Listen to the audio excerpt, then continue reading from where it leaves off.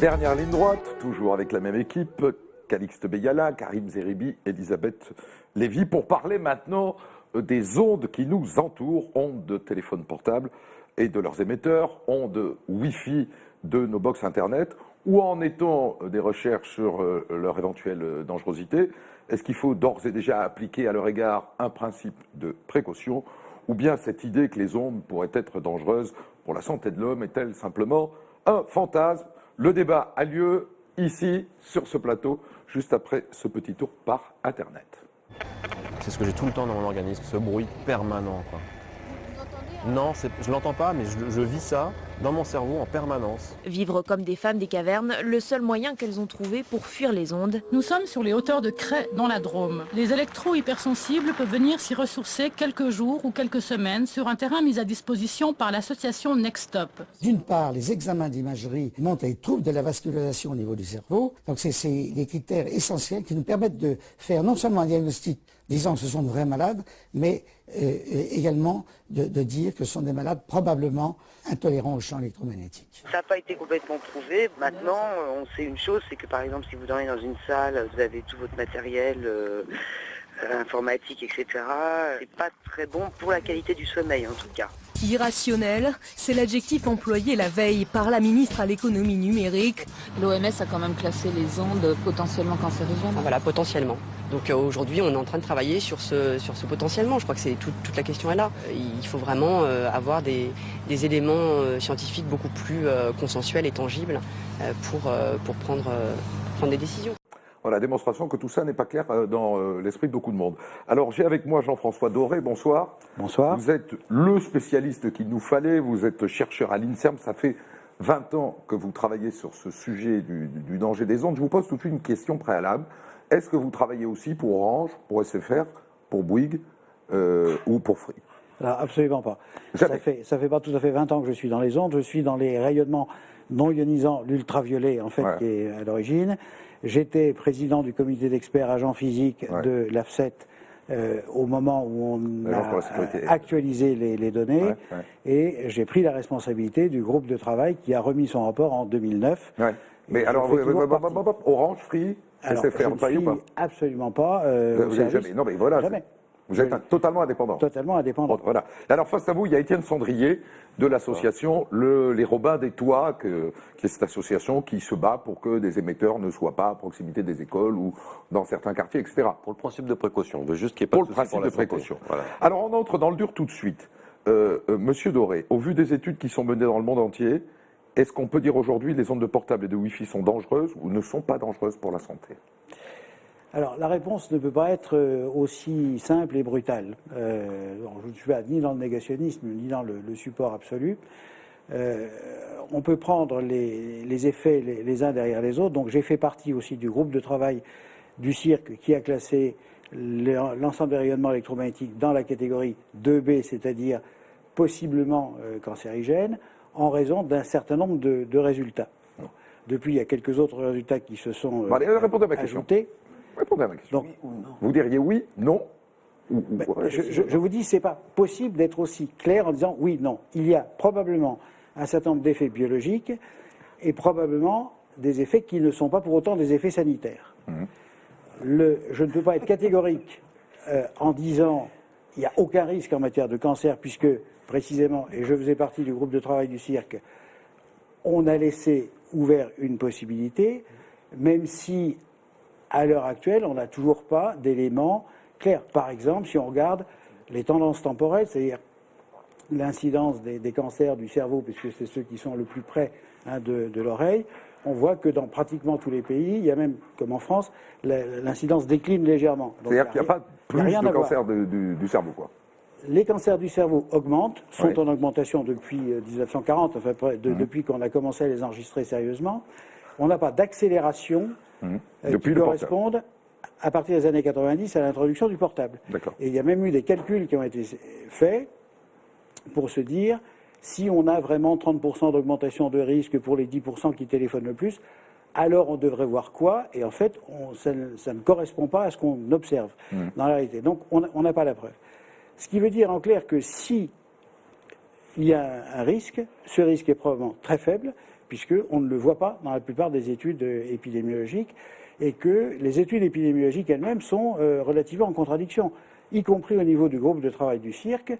Un certain nombre de membres... C'est quoi ce cirque là? C'est pas le cirque Centre Fader international, Centre international de recherche sur le cancer qui est à Lyon. Ouais. Bon. Vous auriez pu lui donner notre nom. Okay. Vous auriez pu lui donner notre nom. En l'acronyme est quand même... En anglais, c'est YARC.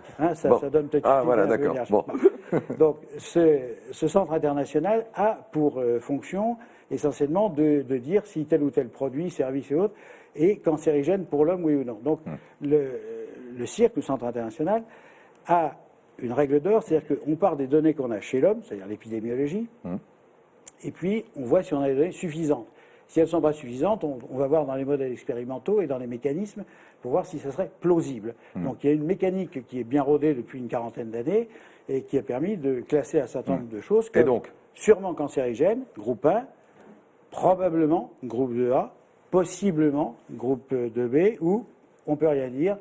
Et dans le portable, il est 2B. On est dans le 2B, là. Il est dans le 2B, c'est-à-dire possiblement. Possiblement. Ça a vraiment le sens de il n'est pas impossible que. Ça ne veut pas dire qu'il y a un risque réel avéré. Que dire de ces études? Alors, c'est une étude baptisée Ineris, c'est ça, qui a démontré que des rats confrontés à des ondes de téléphone portable avaient des changements d'habitude alimentaire et des troubles du sommeil. Alors, pour être extrêmement clair, mais bon, on n'est pas des rats. Je travaille toujours dans le groupe de travail de l'ANSES. On attend notre rapport, une mise à jour depuis 2009 pour le mois de juin prochain. Je peux vous dire que c'est chaud en ce moment. On a pas mal. Rien que dans mon domaine épidémiologie, depuis le rapport 2009, il est tombé 80 et quelques Donc publications. Ça bouge, ça travaille. Donc, ça travaille énormément. Alors, cette étude, elle a été étudiée, donc je ne révèle pas pour l'instant, puisqu'on n'a pas encore admis sur ce rapport. On l'avait vue, puisqu'elle est sortie en fait en novembre. Elle a été publiée en novembre. L'étude sur les rats. Non, je dis bien sur les rats. Elle ne contredit pas ce que l'on sait chez l'homme. Donc là, il y a un petit mystère, c'est-à-dire qu'il y a indubitablement, de façon reproductible, des effets sur l'électroencéphalogramme qui ont été observés depuis un certain temps, qui ne correspondent absolument pas à un effet sur le sommeil. Et apparemment, c'est ce qu'on retrouve sur le rat. Alors, je ne suis pas un spécialiste, j'ai posé la question à des spécialistes du sommeil et qui m'ont dit que ça correspond à une phase du sommeil paradoxal qui serait impliquée dans les processus de mémorisation. Donc, on ne sait pas si ça se trouve, ça serait une meilleure mémorisation ou une... les ondes portables amélioreraient la mémorisation des données. Pourquoi pas? Je veux dire, pour l'instant, on est absolument incapable de le dire. Alors, est-ce que vous êtes d'accord avec le bilan, vous, que fait à l'instant Jean-François Doré? Pas du tout. On est sur une position... Alors, d'abord, Robin des Toits, c'est une association de ce qu'on appelle citoyens informés. Il y a des scientifiques chez nous, mais moi, en tant que porte-parole, moi, je ne suis pas scientifique. C'est pas du tout mon travail. Donc, j'ai une position d'analyste. Je suis un citoyen lambda, simplement. J'ai regardé ce dossier, j'ai regardé ses coutures. Alors, pour vous, vous en êtes où, là? Alors, au point où on en est, on constate que ce dossier présente le même scénario, on va dire, que celui de l'amiante ou celui du tabac. C'est-à-dire que les papiers du tabac ont été rendus publics. Les industriels du tabac ont dû, en Amérique, déclassifier leurs papiers. Et on a vu que c'était mis en place ce qu'ils appelaient eux-mêmes, les industriels du tabac, la fabrique du doute. C'est-à-dire qu'une étude sort pour montrer qu'il y avait un danger avec le tabac, que ça risquait de filer le cancer du poumon. Aussi sec, l'industrie finançait ou suscitait une étude pour dire l'inverse. À l'heure actuelle, on est à environ plus de 3000 études sur le sujet de la téléphonie mobile et du sans-fil en général. Et on a à peu près la moitié qui disent c'est dangereux, la moitié qui disent c'est pas dangereux. On a des problèmes massifs de conflits d'intérêts dans ce dossier, c'est-à-dire que beaucoup d'études ont été faites par des gens qui sont en lien avec les industriels. C'est pour ça que j'ai posé la question, monsieur. Les normes auxquelles nous sommes soumis, le représentant, alors il y avait au niveau européen, c'est un institut qui s'appelle l'ICNIRP, le représentant français, parce qu'il y avait des représentants de tous les pays, et tous les représentants de tous les pays, à peu près tous, émanaient des industriels du secteur. Le représentant français faisait partie du conseil scientifique de Bouygues Télécom. Et puis c'est cette personne qui, sur les 5 ou 6 premiers rapports qu'on a eus depuis 2001, rédigeait les rapports pour dire il y a zéro souci. Il y a une grosse pression, monsieur Doré, de l'industrie? Alors, du téléphone, franchement, en tant que chercheur. Pour être très clair, je ne fais pas de recherche personnelle dans le domaine. Je suis, comme vous, un analyste. Ma formation est d'être cancérologue. Je travaille sur les cancers depuis très longtemps. Ma formation initiale, ce sont les cancers cutanés liés à l'ultraviolet. L'ultraviolet, c'est un rayonnement non ionisant et je sais lire une étude épidémiologique et donc j'analyse comme vous. Donc je suis complètement en dehors de toute espèce de pression. Mais est-ce qu'il y a des pressions dans ce milieu-là? Est-ce que vous avez connaissance de pressions majeures et de conflits d'intérêts? Pour être clair, non. Je comprends très bien je comprends très bien vos arguments. Bon, je dois dire qu'au niveau de l'ANSES, on a mis en place un comité de dialogue avec l'ensemble de la société où votre association est représentée. C'est pas vous qui venez, mais quelqu'un d'autre. On vous a auditionné lorsque j'étais responsable de ce rapport AF7 2009. On avait auditionné l'ensemble de l'association et même on avait au sein du groupe de travail un représentant des associations pour témoigner de la façon dont le groupe de travail travaillait. Alors, il est vrai, par contre, que pour ce qui est du financement des études, on a eu plusieurs périodes. C'est-à-dire une période où ce sont effectivement les industriels qui ont financé les études et on est maintenant passé à un système de financement par l'Union européenne, par le programme national français.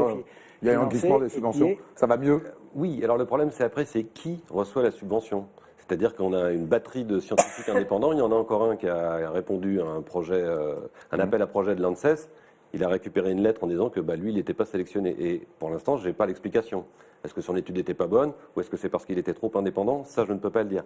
Mais par rapport à l'ANSES, il y a eu quelque chose qui s'est mis... Expliquez vos sigles là. Alors, l'Agence nationale de sécurité sanitaire, alimentation, environnement, il y a quelque chose qui s'appelait le Grenelle des ondes. Et depuis 2009, puisque là, on va faire du présent, depuis 2009, on dit, il y a le projet de mettre sur le marché la 4G, c'est-à-dire le multimédia sur le portable encore un peu plus vite, pour permettre de regarder un match de ping-pong sur un écran de 3 cm de côté, encore un peu plus vite qu'avant. On a dit, mais avant de lancer cette technologie, faisons des tests d'impact sanitaire pour savoir si c'est dangereux ou pas. On avait le temps, il n'y avait pas de marché. Et qu'est-ce qui se passe? On nous a dit depuis 2009, les autorités sanitaires, l'ANSES, tout le monde nous dit, c'est une très bonne idée. Et il ne s'est rien passé. Et donc, à l'heure actuelle, on balance la 4G et on traite tout le monde en comme... Allez, on élargit. Karim Zeribi. Écoutez, c'est un problème qui est très complexe parce qu'on voit bien effectivement que nous, citoyens lambda, comment vous voulez qu'on s'y retrouve au milieu de scientifiques qui, d'un côté, vous expliquent effectivement qu'il y a des risques et on serait tenté, quelle que soit la sensibilité, de dire s'il y a des risques, attendez, ne soyons pas fous, on a quand même des enfants et autres, on ne va pas accroître le nombre de cancers, les troubles du sommeil. Essaye de leur piquer leur portable à tes enfants. Et de l'autre côté, on a d'autres scientifiques, non moins éminents, qui nous expliquent, mais non, rien n'est prouvé. Donc, et on a une société qui est toujours en quête de progrès technologique, pas simplement française, pas simplement européenne, à l'échelle mondiale, qui nous sort le dernier produit, le dernier cri, donc la performance technologique. Donc on est dans une situation qui est un peu folle, reconnaissons-le. Donc si on n'apporte pas un peu de régulation, à la fois par des choses simples aussi, les gamins qui dorment avec le téléphone allumé, donc sur leur oreiller, ils sont 75% des enfants aujourd'hui en France à dormir avec le téléphone allumé sur l'oreiller. Donc ça, c'est des gestes simples dont ni l'ingénieur ni l'opérateur donc a la responsabilité, mais c'est surtout les parents et les gamins. Donc il y a des gestes simples qu'on doit adopter, selon moi, pour éviter les risques et avoir un principe de précaution individuel. Donc, et on doit prendre en compte, autant que faire se peut, en dehors des pressions et des lobbies, chers professeurs, qui existent, on n'est pas naïf. Je veux dire, là où il y a de l'argent, là où il y a des enjeux importants financiers, donc on le sait, qu'il y a des groupes qui, derrière, sous-tendent effectivement des études. Donc il faut qu'on soit pas dans la position, vous l'avez dit, de l'amiante, où quelques décennies après, on cherche les coupables, mais plutôt dans l'anticipation et la sincérité des études scientifiques qui donnent s'il n'y a pas possiblement, ça ne veut rien dire possiblement pour nous. Possiblement, ça veut dire quoi? Risque ou pas? Non, ça c'est clair. Le problème de la classification du cirque, même si c'est... Alors, je veux dire, ça s'obscurcit un peu, en fait. C'est ça le problème. On n'est pas du tout dans la situation de l'amiante. Ce que je veux dire, c'est que, sur le plan expérimental, quand on regarde, qu'on analyse l'ensemble des publications, alors on nous fait le reproche de ne pas retenir certaines, de retenir d'autres, etc. C'est clair que c'est un domaine qui est extrêmement compliqué. Il faut que les choses scientifiques soient clairement décrites et reproductibles. S'il n'y a pas de science, autrement. Il faut que les papiers soient sérieux. C'est pas parce qu'ils ont passé dans une revue à un comité de lecture qu'éventuellement on n'est pas passé au travers. Par exemple... Donc vous êtes exigeant dans la validation. On est très exigeant dans la qualité. Exemple. Mais il vous dit possiblement dangereux. Oui, ça veut rien dire. Tout est possible, tout est possiblement dangereux. Avec ce temps, les antennes se démultiplient partout.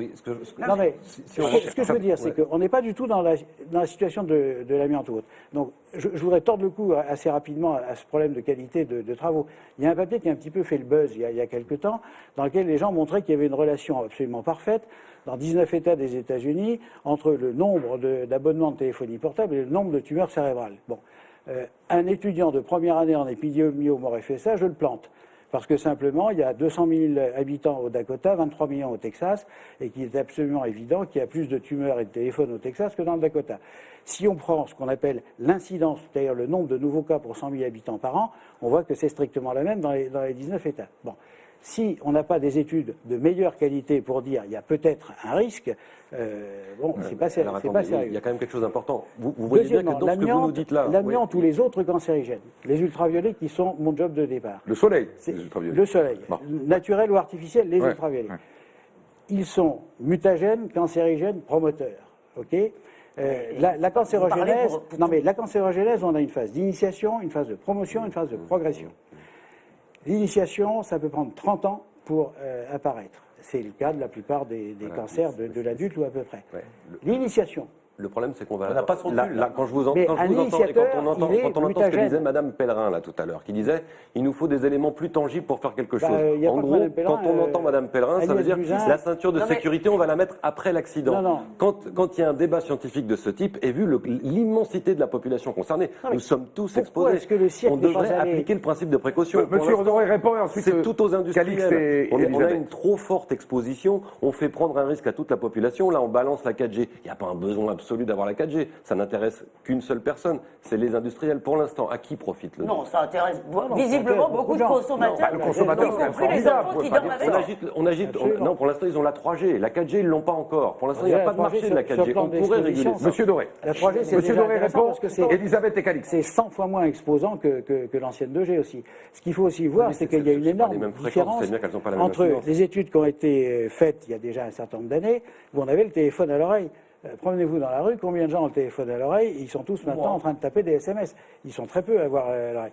Moi, j'ai un de mes petits-enfants à qui son père avait acheté un BlackBerry, 2661 messages en 3 semaines. Donc ça, c'est la grande utilisation. Mais attendez, excusez-moi, mais il faut qu'on puisse vous poser juste... Parce que moi, ce qui m'inquiète un peu là-dedans, franchement, je suis arrivée, je trouvais que tout ça, j'avais l'idée que ces histoires d'ondes, c'était un peu encore une légende urbaine, etc. Attendez. Juste comme... parce que, quand elle vous saisit le nœud papillon, là, vous le laissez. Non, mais j'avais l'impression que c'était un peu des légendes urbaines. Entre nous, vous m'avez plutôt inquiété que rassuré. Parce que, en réalité, parce que j'avais entendu parler de cette histoire d'immeuble où les habitants s'étaient tout à fait mobilisés contre une antenne. Finalement, Orange, enfin France Télécom, avait dit que cette antenne n'était pas active. Alors, évidemment, ça allait dans le sens de mon incrédulité. Donc, si on comprend bien, attendez, si on comprend bien, il y a des dangers qu'on peut-être, un peu, beaucoup, qu'on ne peut pas mesurer. Je ne sais pas, peut-être il y a un chiffre, si quelqu'un le connaît, de l'augmentation, disons, de l'exposition, disons, avec toutes ces affaires de portable. Mais ce que je voudrais, en fait, la question que je voudrais vous poser, parce que je crois que monsieur a dit très honnêtement, il n'a pas cherché à nous enfariner, il a dit qu'en fait, il y avait des éléments inquiétants et d'autres moins inquiétants, donc à l'arrivée, on est tous un peu mauvais, je dois l'avouer. En réalité, on sait bien, si vous voulez, que toutes les technologies produisent un certain nombre de dangers. Et si demain, vous donnez le choix aux gens entre prendre ce danger potentiel et rendre tous leur téléphone portable, je vous fiche mon billet que tout le monde dira non, on veut le cancer. Je veux dire, donc, quelle est votre proposition? Non, mais là, je blague, mais quelle est la proposition raisonnable, si vous voulez, qui permet à la fois de ne pas dire on va pas priver maintenant les gens de ces avancées technologiques, c'est même pas la peine, on rêve, et à la fois de nous préserver. Quelle est votre proposition raisonnable? Ce qu'on demande, c'est une régulation, c'est-à-dire qu'on soit moins exposé. Et pour l'instant, on se heurte aux industriels qui préfèrent avoir une très forte exposition du public parce que ça leur permet de mettre moins d'antennes relais. Donc, vous voyez, on est souvent présentés comme des gens qui sont anti. En fait, il faudrait qu'il y en ait plus. Pourquoi ? faut qu'on expose moins. Si on expose moins, s'il y a plus d'antennes relais et qu'on expose moins les riverains d'antenne, on protège aussi bien les utilisateurs de portables. Vrai ou faux, monsieur Doré, d'après vous, ça? Bien sûr. Alors, on est presque d'accord là-dessus, parce qu'effectivement, si vous regardez bien la conclusion de notre rapport de 2009, on avait dit que la diminution de puissance était une fausse bonne idée. Simplement parce que, en fait, votre téléphone, lorsque vous l'allumez, il va d'abord chercher à accrocher une antenne, donc pendant un temps très bref, il va être à une puissance maximale. Et puis, s'il attrape une antenne dans de bonnes conditions, il va baisser. Il va baisser de façon à... L'émission d'onde va baisser. L'émission d'onde,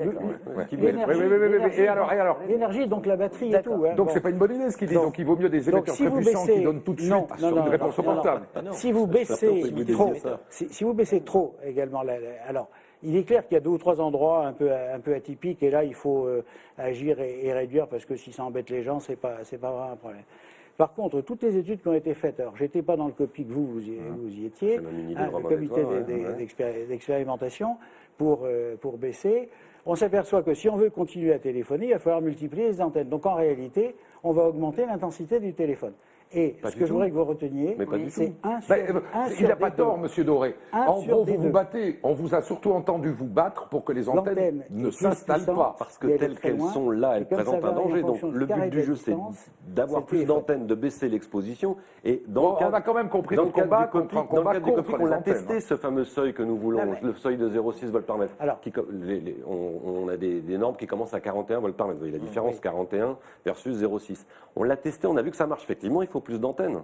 Il faut plus d'antennes. Donc ça, c'est. Et quel est le fond de la question?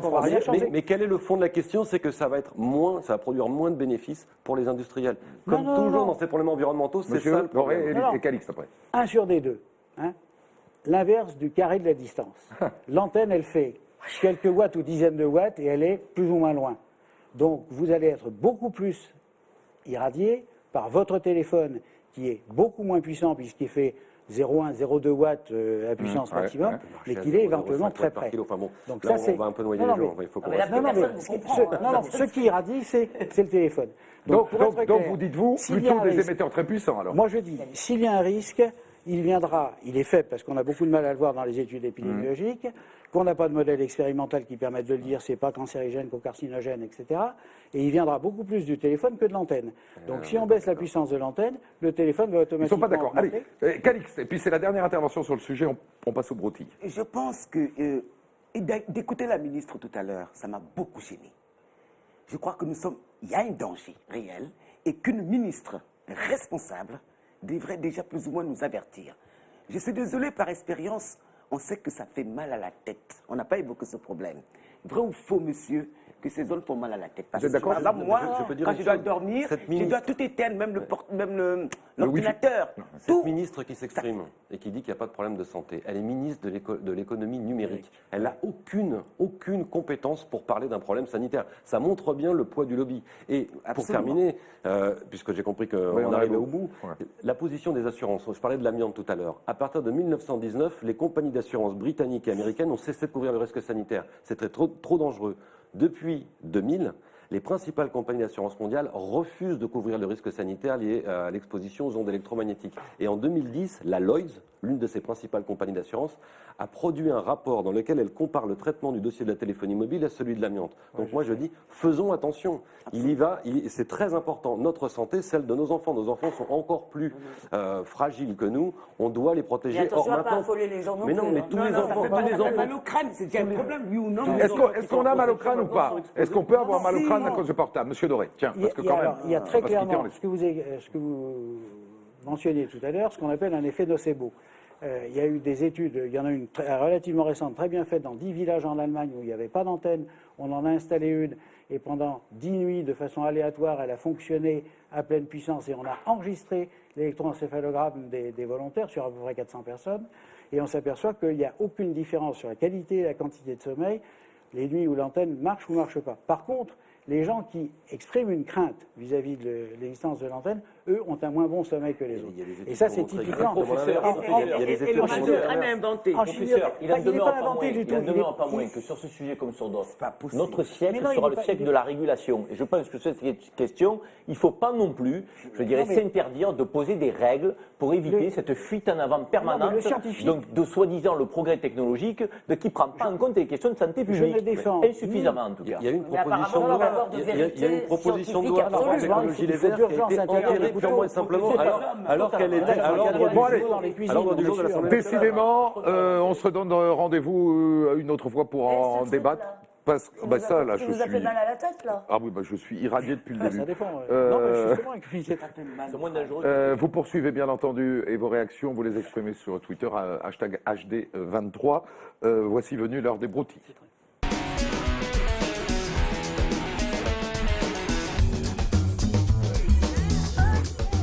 Voilà, les broutilles, ça ne sont pas forcément des petits sujets, ce sont des sujets qu'on va évoquer rapidement. Tout le monde peut s'exprimer si vous avez un avis sur la question. Premier sujet que je voudrais vous soumettre, parce qu'il revient régulièrement à la une, c'est Guantanamo. Le président américain Obama avait promis de fermer ce camp qui est situé sur l'île de Cuba, hors de toute règle de droit international, et où sont emprisonnés des gens qui ne jouissent d'aucune règle de droit. Guantanamo n'est pas fermé. Est-ce qu'on peut l'accepter, sachant qu'évidemment à l'intérieur, il y a les ennemis du monde occidental, c'est-à-dire ou les ennemis présumés du monde occidental, c'est-à-dire les terroristes d'Al-Qaïda. Est-ce que c'est choquant, Guantanamo, ou pas, Elisabeth? D'un point de vue des droits humains, c'est évidemment choquant. Si on était sûr que les gens qui sont là-dedans sont les ennemis du monde occidental, je ne ferais pas trop de finasserie. Il semblerait simplement qu'on a emprisonné un peu large et qu'on traite les gens. C'est-à-dire, vraiment, il y a une catégorie, j'ai pas envie de pleurer pour les types qui ont mis une bombe au World Trade Center. Mais le problème, c'est que, là, je reconnais que j'accepterais que les droits de la défense soient pas exactement respectés. Mais c'est pas bien, mais je le reconnais, voilà. Bon, ouais. En revanche, il y a un petit problème, c'est qu'à Guantanamo, on a visiblement coffré n'importe qui passait sur le mauvais chemin. Là, il y a quand même un souci. J'ai quand même un petit souci avec ça parce que j'ai comme l'impression qu'on applique là la loi du plus fort. C'est-à-dire que les États-Unis ont tout à fait le droit de faire tout et n'importe quoi. Parce que c'est une puissance militaire, parce que c'est une puissance économique. Enterrer ça dans un autre pays, c'est des citoyens occidentaux que personne ne le tolérerait. Je pense qu'aucun État, quel que soit le cas, ne doit se mettre au-dessus de la loi, et parce que, tout simplement, ça veut dire quoi les ennemis des Occidentaux? Il faut que les êtres humains puissent apprendre à appliquer les mêmes lois et le respect des droits des humains partout. Karim, que ça soit en Amérique. Les lois d'exception, je pense, peuvent pas. Karim, pour moi, Guantanamo, c'est les restes du bushisme. Absolument. Et Obama, effectivement, n'a pas fait ce à quoi il s'était engagé, c'est-à-dire fermer Guantanamo. Promesse électorale. Laisser place à un droit international, à une vraie justice qui n'est pas arbitraire, mais qui doit définir si ces gens-là sont des terroristes ou pas. Il y a des Français qui sont passés par Guantanamo, je vous rappelle quand même, et qui sont aujourd'hui revenus dans notre pays et qui n'ont pas été jugés, et qui sont libres, et dont on n'a pas eu de charge. Donc, ce qui signifie bien quand même que encore se trouver à Guantanamo au moment où nous parlons avec des chaînes aux pieds, des boulets, tels effectivement quelques siècles derniers, au moment de l'esclavage, donc des gens qui ne sont pas reconnus coupables. Donc c'est une aberration effectivement de la première puissance. Alors parce que le problème, pourquoi Obama ne tient pas sa promesse, c'est parce que comme aucune règle n'a été respectée jusqu'à maintenant, si on basculait dans un système de droit international, on irait immédiatement, les avocats iraient immédiatement objecter que la totalité de la procédure antérieure a été faite hors de toute règle de droit et que donc il convient de libérer tout le monde. Il vaut mieux laisser des innocents potentiels. Bon, allez, une vraie broutille maintenant. C'est pas Bush, une vraie broutille. Le CSA, Conseil supérieur de l'audiovisuel, qui est une sorte de cirque, mais de la télévision. Très bon, très bon. Envisage d'interdire la télé-réalité en première partie de soirée sur l'ensemble des chaînes de télé. C'est les suites de l'affaire Koh-Lanta, de la mort de ce concurrent au tout début du tournage de Koh-Lanta. Qu'est-ce que vous pensez de ça, Zeribi? Je trouve que c'est c'est une erreur d'appréciation. Pour moi, Koh Lanta, c'est pas la télé-réalité. C'était un jeu qui pouvait apparaître attractif. Il y a eu un drame, un double drame. Donc, est-ce que pour autant, on va mélanger Koh Lanta et le Loft, qui était totalement ridicule, qui était, je dirais, Ou les anges de la une télé-réalité. machine à bêtises. Donc, je pense qu'il Vous faut aimez faire Koh Lanta, vous? Mais moi, j'ai regardé Koh Lanta. Bien sûr qu'il m'est arrivé en rentrant le soir à minuit de regarder Koh Lanta, des citoyens lambda, qui. Tiens, je t'aurais plutôt cru Interville, toi. C'est un peu l'interville des temps modernes, pour Koh ça Lanta. que je dis C'est ça. un peu l'interville des temps modernes, donc avec Brognard qui remplaçait Guy Lux. Donc je veux dire, la réalité, c'est que je pense que c'est un peu comme dans l'affaire Cahuzac. Je veux dire, on a un vrai sujet à traiter, qui est les problèmes que génère la télé-réalité bête et stupide. Et qu'est-ce qu'on va prendre? On va prendre une émission qui ne l'est pas totalement, donc pour essayer de traiter un sujet qu'on n'a pas traité jusqu'à présent. C'est le CSA. Non, mais le vrai problème avec Koh Lanta, c'est qu'on met quand même des êtres humains dans des conditions extrêmes. Et pas Ils sont volontaires, non? Non, mais c'est pas parce qu'on est volontaire pour faire 40 km en courant et quand on n'est pas entraîné, on risque des accidents. Je vais dire qu'on met des êtres humains dans des conditions. Le marathon de Paris, c'est ça, hein? Oui, mais ce C'est sont 40 des êtres kilomètres en qui courant par des s'entraînent gens pendant qui des... font- Ce sont des êtres qui s'entraînent pendant des mois, voire des années pour pouvoir... Pas tous. Ou le marathon de Paris, j'entends. Pas tous. Oui, mais tu t'entraînes quand même, tu peux courir Sur les 40 15 km 000 sans entraînement. participants, La liberté des individus, ça existe. Mais en même temps, c'est vrai qu'on ne doit pas pour autant, parce qu'il y a la liberté des individus, mettre les êtres humains en danger. Je suis désolé, Koh Lanta, je l'ai vu peut-être 2 ou 3 fois, s'adresse à des hommes et des femmes en très bonne santé, et ayant vécu, parce qu'ils ne mangent pas ça à leur faim, ils peuvent manquer de vitamines, c'est parce que vu ça, il y a une fille qui est sortie de là complètement amaigrie et qui aurait pu tomber. Je vais dire que pour la télévision, on ne doit pas mettre la vie des gens à ce point en danger. Parce qu'ils Donc en peuvent deuxième tout partie de simplement- soirée, vous êtes favorable à la mesure? Oui, mais en même temps, il faudrait mettre beaucoup de sécurité autour. Il faudrait s'assurer que les gens soient en bonne santé, leur donner des vitamines nécessaires pour qu'il n'y ait pas d'accident. Fadila Méhal, vous voulez intervenir? Moi, je pense qu'ils ont pris le prétexte de Koh Lanta pour réfléchir de façon plus globale sur les contenus et justement comment. Ben oui, je pense et que ça c'était une occasion, j'allais dire, importante. Et je pense qu'en effet, il y a une réflexion du CSS, son rôle de protéger les publics et de faire en sorte, en effet, d'alerter sur les dangers potentiels. Et donc le fait passe parce qu'ils n'interdisent pas la télé-réalité, mais c'est l'heure de passage. Nelly Gué aussi, tiens. Moi, je pense que cette télé, qui pour moi ne signifie pas du tout la même chose que pour vous, les enfants n'ont pas regardé la télé, les 30% qui réussissent ne regardent pas beaucoup la télé et ne regardent pas ces émissions-là. Je pense que ça ajoute à cette situation catastrophique entre les uns et les autres dans notre pays. C'est-à-dire que cette télé qui fait rêver, on fait croire à n'importe qui qu'il va devenir n'importe qui. Bon, enfin, je veux dire. Bon, alors effectivement, les élèves, moi, que j'ai eu dans mon bureau et qui suivaient tout ça, la Starac, les machins, me faisaient pitié parce que quand l'école ne réussit pas, en plus, on va mettre des médias à côté, des télés. Donc vous êtes d'accord pour le repousser en deuxième partie de soirée? Pour l'enlever. Babette Lévy. Non, mais moi, si je me laissais aller à mes penchants, je veux dire, j'interdirais la télé tout court. Hein. Je veux dire, donc, non, mais je pense pas qu'on puisse aujourd'hui imposer. D'abord, je trouve que je suis un peu d'accord avec Karim, le CSA qui déboule de temps en temps pour nous balancer un truc un peu absurde qui ne se fera pas. Bon, ça suffit. Le CSA, vraiment, c'est le cirque. Ouais. Mais je crois quand même que. Donc j'oublie mes mauvais penchants autoritaires, je me désole du temps que les gamins passent devant la télé. Je crois néanmoins qu'on ne peut pas priver totalement les gens de leur liberté de choix.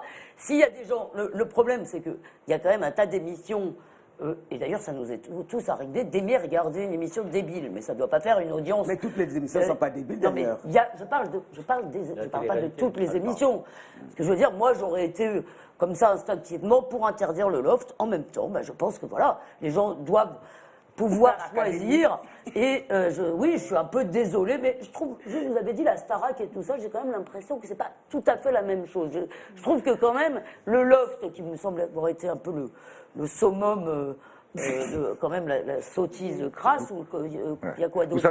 Vous savez que, et ça sera la conclusion de ce débat, vous savez que la fameuse Nabila qui avait cette fameuse phrase « Allô, quoi ?» etc., elle a déposé l'expression auprès de l'Institut national de la propriété industrielle et désormais... Si on dit « Allô, quoi ?» elle va porter plainte. Et désormais, ça lui appartient, figurez-vous. Vous voyez où... Ce qui est dramatique avec la télé-réalité, c'est qu'on starise ce qui n'est pas talent. Et c'est là où, effectivement, ça nivelle tout en termes effectivement, de valeur. Je veux dire, on ne sait plus pourquoi les gens sont derrière le petit écran. Avant, fallait accomplir une performance, il fallait avoir un talent particulier. Je veux dire. Là, aujourd'hui, c'est vrai qu'il y a des gamins aujourd'hui qui se disent si je passe à la télé, c'est que je suis bon. Non, je vais être célèbre. Oui, célèbre. Allez, c'est terminé. C'est terminé pour ce soir. Je sais pas, c'est pas grave. Je vous remercie. Vous tous qui êtes là. Rendez-vous dimanche prochain pour un nouveau numéro. Si vous souhaitez assister au prochain tournage de l'émission, une adresse s'inscrit en bas de l'écran. Vous nous envoyez un message. N'hésitez pas à vous mêler à nous. Vous serez les bienvenus. À dimanche. Et d'ici là, tenez-vous droit.